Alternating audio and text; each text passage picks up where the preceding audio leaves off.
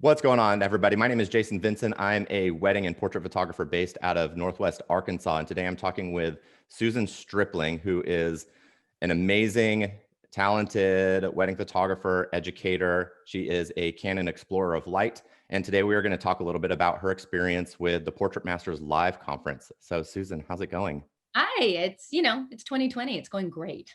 Yeah, That's it's good. going I'm great for healthy. everybody. My family's healthy. Yeah, What more can I ask for? yeah. You And know? so you're based in New York, but you're not in New York right now, correct? No, I'm actually based in Brooklyn. Oh, Brooklyn. Okay. But same thing. Yeah. But early on when all of this kind of went down, I have some really good friends, Janie and Steve Pilkerton, who are also wedding photographers. Okay. They live out in Maryland, and we decided, pretty much right away, we are going to be each other's people. So they're my social pod, and I come out to see Mhm. them. They come to see me. So today I am in Waldorf, Maryland, which is amazing. It's Awesome. beautiful. How far Yeah. away is that from where you are? About 3.5 hours, Okay. 4 hours with bathroom and snack Yeah. breaks. Gotta I mean, have the you have to plan in the snack breaks. It's really yeah, important. it's not bad. And so, are the fall colors, like, amazing out there right now? They're getting really good. Yeah. It's getting really good. I'm wearing a sweater, which is like my happiest time of the year. No, New York fall colors usually hit the last week of October, kind of first week of November. But Okay. we were driving around the other day here, and it's starting to get good. Very But they cool. have a yard, and I get to like go in the yard, and it's just as a city person, this is very exciting to see so many trees. Yeah, I could see that. Um, so today I want to talk a little bit about your experience with the Portrait Masters Live Conference. So obviously this was Love to. a in-person workshop that had to be drastically redesigned into this virtual thing. Were you part of the live experience before they had to do all the changes? Yeah, so the very first year they did Portrait Masters, I was one of the main stage speakers, which was so cool. And I've been back every year since. With Canon, I've sort of helped them out in the trade show area and the Hmm. portrait bays and all of that. So I've been to every single one, Yeah. including this one, which was online. So yeah, Yeah. I'm guess a long hauler with that, if Yeah. you want to put it that way. So what did that transition look like whenever you got the phone call of like, hey, the live conference is off, but we're doing this like virtual thing? Did it throw like a loop into your plan and like what you're going to talk about or anything like that? Or did it help you in any way or It didn't really, because I was actually teaching a money class, which was awesome. yeah. But they also had me doing some other things as well. Like I did a shootout for Canon, which obviously, if you're going to do a shootout, it has to be in person. You can't just kind of do it and then talk about it later, because people want to see you actually shooting. And that felt the most like normal, because, we went to Peter Hurley's studio and we shot there, and, everybody was in masks and there was almost no one there. So it was a little different. Hmm. But I honestly wasn't concerned about them transitioning it over to an online platform. I know the team really well. I've known all of them for a while. Sort of some of the people that are heavily involved in production over there are the ones who helped me start the wedding school. So I already know kind of their capabilities. And I figured if anybody could do this and do this really, really well, it would be them. Yeah. So I wasn't worried about the production side of it. I was interested to see how the community aspect of it worked out, because part of what I loved about going to the convention in person is everybody was great and getting to see people. Hmm. So I didn't I knew that they could nail the classes and the production value and all of that. My only thing that made me think, I don't know if this is going to work, is how do you translate a community experience to something that only happens online? Hmm. Like the after parties and the happy hours and like the meet and greets and all that Costume stuff. parties and Yes. all of the weirdness, the silent discos. Yeah. Yeah. Awesome. And so for those, since you mentioned it, for those that don't know, what is the wedding school? Oh, yeah, I should probably tell you what that is. The wedding school is online education for wedding photographers, and I run it, but I'm not the only speaker or teacher. So if you are looking for something that's kind of like Portrait Masters, but geared towards weddings and wedding photographers, Hmm. that I do. So Awesome. there's textbooks, we do weekly Q&As, there's a Facebook group, there's classes. It's a lot. It's a Very lot. cool. Awesome. Yeah. Okay. And so for Portrait Masters, you gave a talk on money and finances and like setting a budget. And it's like this ugly stepchild of photography, like nobody wants to Spreadsheet. do it. You go to a Yep. conference and it's always an empty class. So talk Yep. to us a little bit about what that was like, especially teaching it in a virtual setting. So teaching it in a virtual setting was actually really interesting, because we were given so much guidance as to how to set up our our studio spaces, because and I keep calling it self tapes, but that's acting and auditioning. It's not a self tape. I just recorded myself. Hmm. Um, but they sort of led us through this is the lighting that you want. This is how you want to set it up. This is how you're going to record it. Because in New York, especially, we're still super shut down because of COVID, and my regular videography crew, they're not around anymore. And so kind of had to do it by myself, but I didn't feel stranded. Like I felt very supported in setting that up. So they did that really, really well. Hmm. But I was honestly super worried that nobody was going to want to hear a talk about money, because exactly like you mentioned, you go to conventions and despite everyone saying they want money management classes, nobody actually wants to wake up at 8 o'clock in the morning and go to a money management class because it's not sexy. Yeah. But Sue does all of these incredible classes on getting past your personal blocks and being able to bring money in, and like pricing yourself and accepting money from people, which a lot of people really have a problem with, especially creatives. Hmm. And so my class was, once money starts coming in, what do you do with it? And how do you put it to work for you? How do you make sure you're saving? How do you save for the future? And it was actually really well received.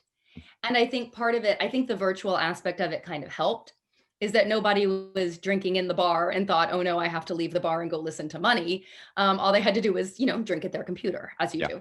But I think it lent itself incredibly well, not only to all of the classes, but especially sort of the more business-based and practical classes. Um, because you really could just sit and focus and take notes, and if you own the classes, you can pause, you can go back, you can do it again. So I actually think a virtual setting is sort of the perfect place Yeah, it for made it. a lot more sense because like I could pause it and I could be like, well, she's walking through the steps of this. Why don't I just do it right now? Right, exactly. Where Where I'm in the like, live you need to setting, you go couldn't do do that. this and find these numbers, you just hit pause, then you go find the numbers, and then you come back Hmm. and you keep going. And so I put together kind of a little workbook PDF so that people could download it and kind of walk through everything I was talking about. And I do really like teaching business virtually. Like I think it works really, really well. Hmm. So yeah, I kind of loved it. Awesome. So, Yeah. so obviously, I saw in the Facebook, like the private community, that there's a lot of people like asking questions, and there was a lot of good positive feedback on it and stuff like that. What would you feel like people's main takeaway was from that? So main takeaway was how to so basically Dave Ramsey has this envelope method, right? Like if you've ever read any Dave Ramsey, which is like take your budget for the week and separate it into envelopes, and like Yeah. once you've spent the money in your envelope, you're done. Hmm. But it was helping people take that from theoretical cash in envelopes, which who uses cash anymore now? No one. Anyhow, Yeah. exactly. How do you take that and how do you put it online and have it work for you? And then how do you figure out how much goes in each of your virtual envelopes? And I think that a lot of people hadn't really thought about all of that and savings at the same time. So the big takeaway was just, once money comes in, where do you put it so that it works for you? Yes. And it's just a really practical way of honestly just moving money around that enables you to save more and also still buy yourself things that make you happy. Yeah. Yeah. So I do think the takeaway was, oh, I can do this and I can do this online, and it's actually really easy. Awesome. Yeah. So now let's talk a little bit about the shooting experience. So like these shootouts. Yes. So, It was tr- awesome. so traditionally with portrait masters, lot like the in person, I almost call it live, even though I mean I'm thinking in person. But anyways, Yeah, I get you. traditionally you do like a keynote, and then the speaker would do like a quick live shoot and kind of Yes. demonstrate things. So this was kind of a take on that, but putting four photographers in the same room with the same model, and you guys got to do your own hair and makeup and all that fun Oh, stuff.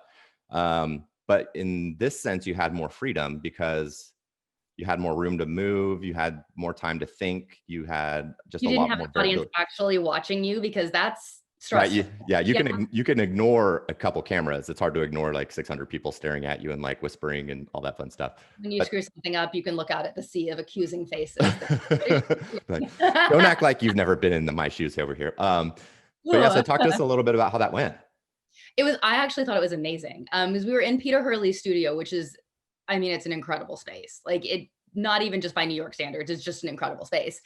And it was just me, the very small video team, hair, makeup, and that was it. So I had never been in Hurley's studio before. And even though they told us sort of what equipment we had available to us, being able to walk in and assess the space and sort of wondering, I'm seeing the space this way, but how is Laura Jade seeing the space? And like, how Hmm. is Peter seeing the space? And what lights am I going to use? And how am I going to use this? And I thought it was actually a spectacular educational opportunity because everybody saw us do these things in real time. Like we did not get to prep beforehand. I didn't know what the model looked like. I didn't really know I had seen some of the clothes examples, but I Hmm. hadn't seen them in person. And just being there and walking into the space, it was a lot different than a live shoot experience at like a convention, Hmm. because at a convention you're on a stage Yeah. and there's And nothing really you've mostly like fully planned what you're going to do. and you're on a stage, and even if it was all just thrown at me, we're still on a stage and there's stage lights, and Hmm. that's automatically helping you like a little bit.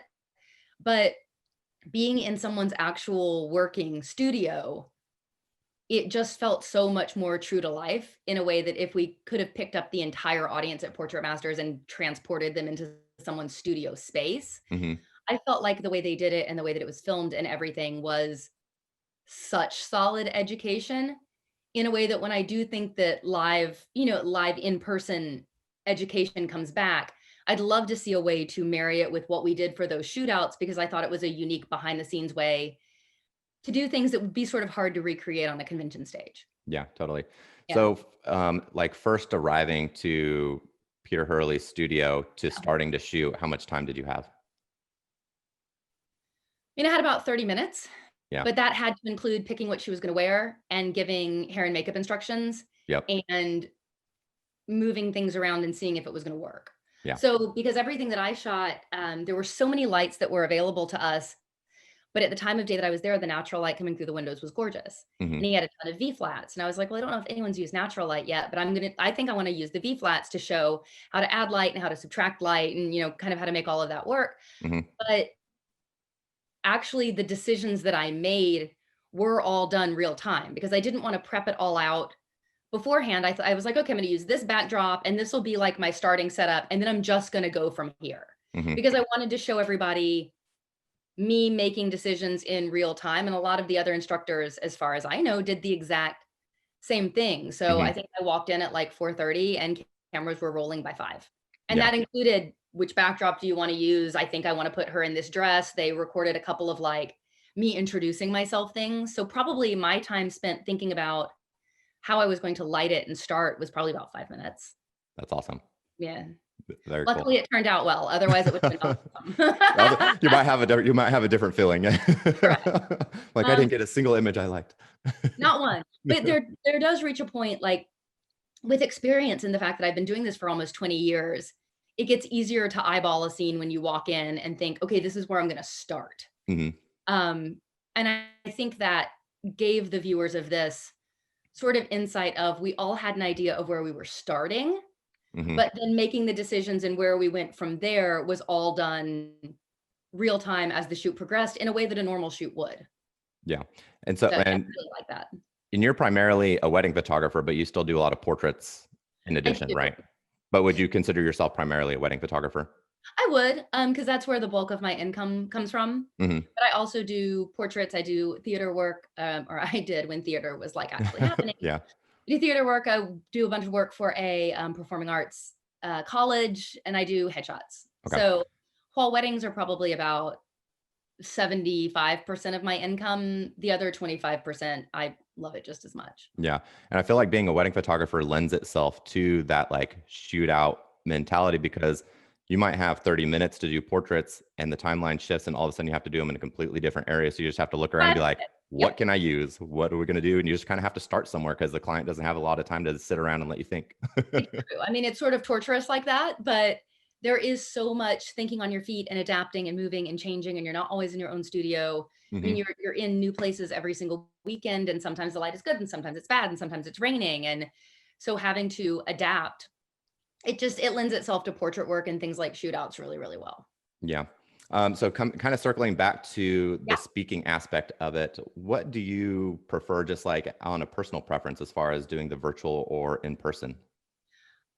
Virtual. Virtual? Yeah, because you've I kind of talked before about not being like an extrovert and you kind of go to your little hole when you're at a conference and